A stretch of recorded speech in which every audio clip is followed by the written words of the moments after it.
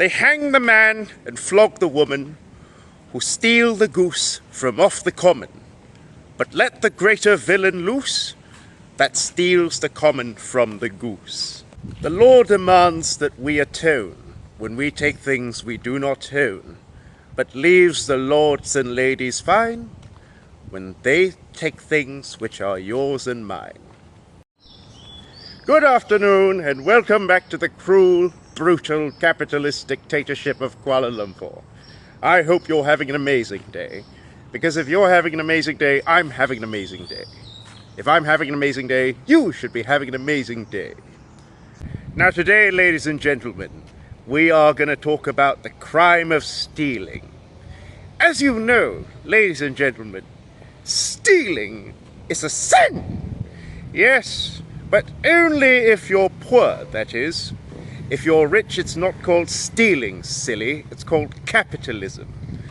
An elderly bus driver in Japan has been sacked and stripped of his pension for stealing $7 from the coffers containing his passengers' fares.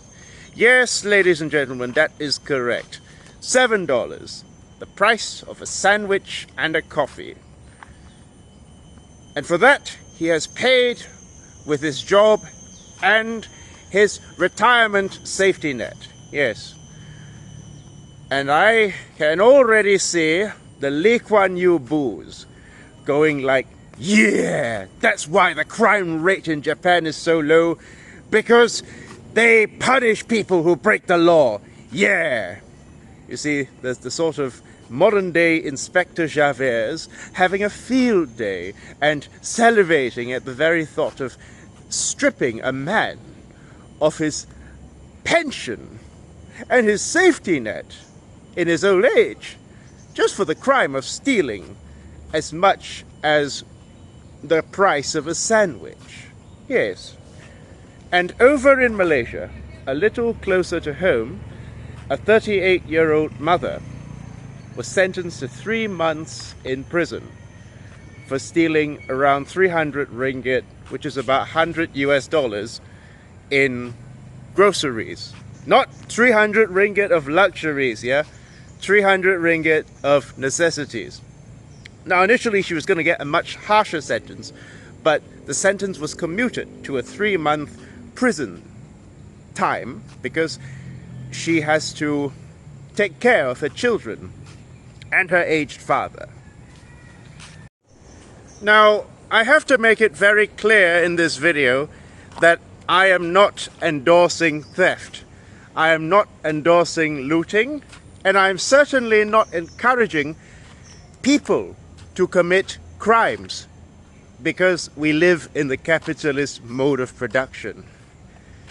But just as much as I look down on people like radical anarchists in the West who encourage others to loot and to steal from capitalist owners, I'm still a law-abiding socialist, okay? I also equally despise merciless, cruel, and vindictive judges who refuse to consider the material conditions which led to these crimes being carried out in the first place by the lumpen proletariat. But you know, capitalism always has two rules for two different stratas of people. One for the rich and one for the poor. You see, it's not a drunken bacchanalian revel when you are rich and indulging in the spoils of the Melbourne Cup in your underwear at the end of the cup day. It's simply having a great time with friends.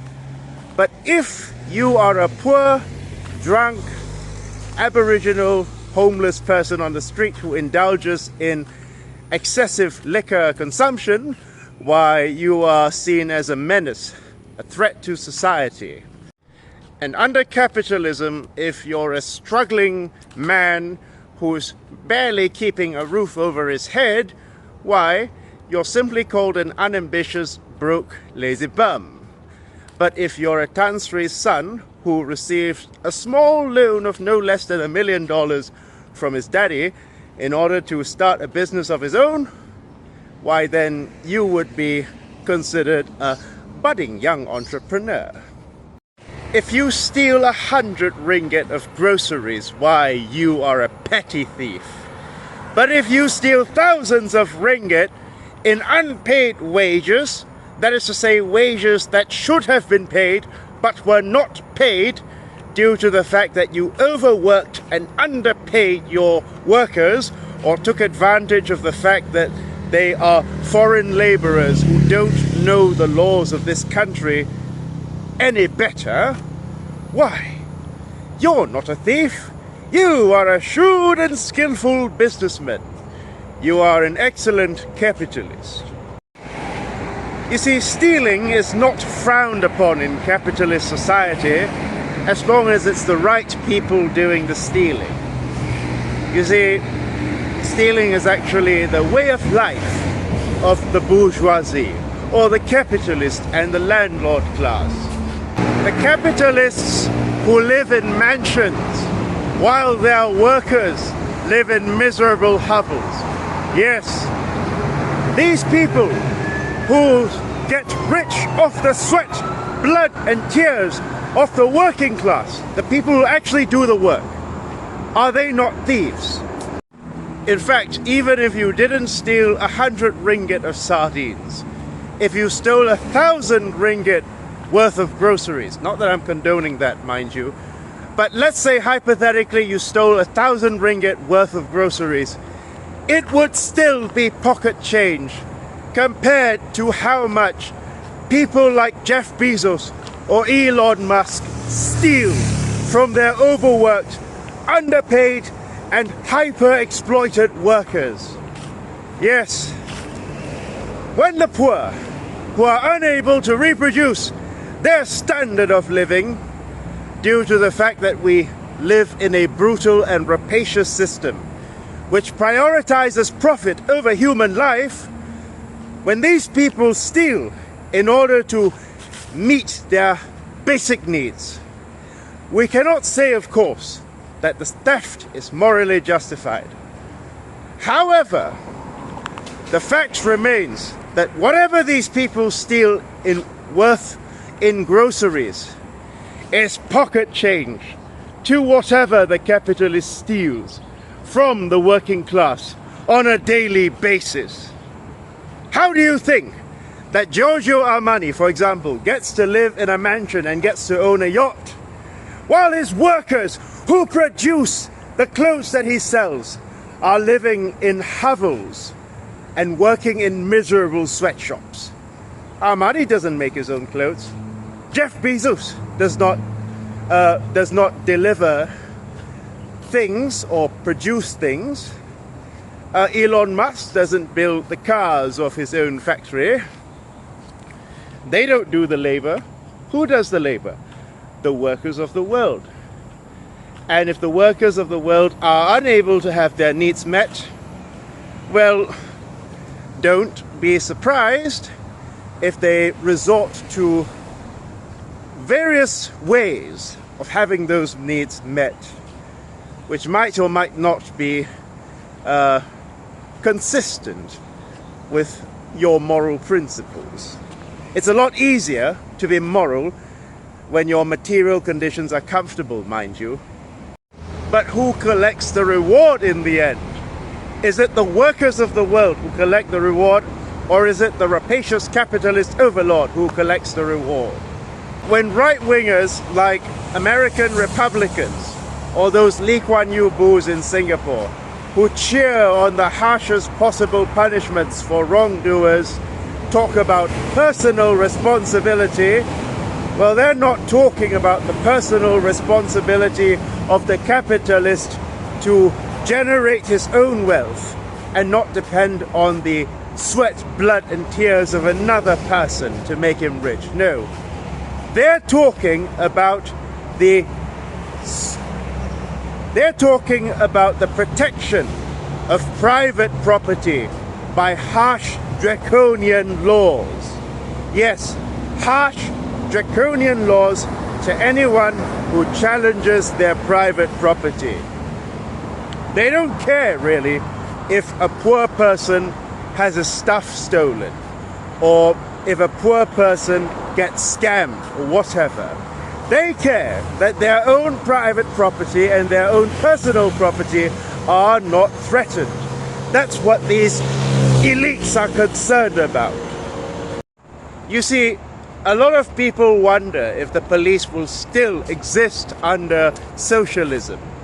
I have even had people tell me that the police shall be abolished after we get socialism, because they simply don't like the police. But that's not the case, because under socialism we will still maintain law and order. The only difference is that the police under socialism, rather than serving private interests and private capital, will serve the masses. Rather than serving the interests of the few, they will serve the interests of the many. But I don't blame people for being suspicious of cops, because frankly, the police and the army don't exist to protect us. They exist to protect private property.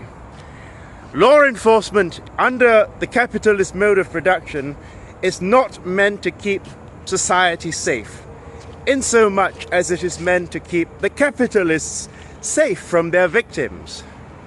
If you're a capitalist, a big shot capitalist, and well, you have some stuff stolen from your coffers, and you have, well, some money stolen from your coffers, well, what's happening is that your victims are only fighting back. Yes, you don't mind victimizing people by extracting their surplus value brutally, by driving people into joblessness in order to create a reserve army of labor, in order to keep your workers on their toes and to reduce the bargaining power of your workers. You don't mind all that.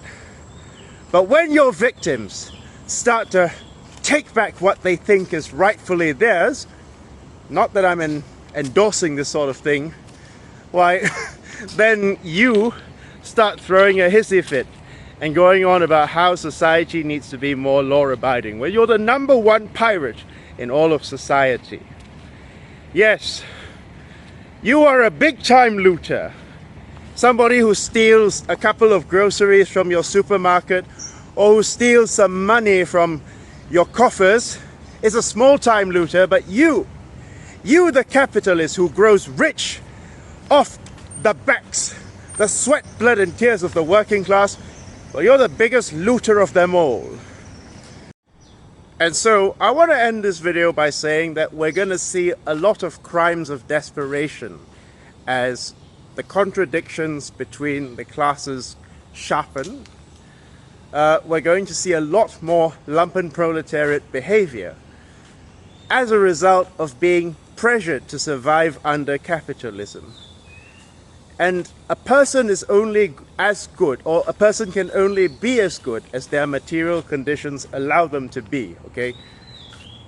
You can't afford to be 100% moral if you have starving children at home and you're unable to feed them.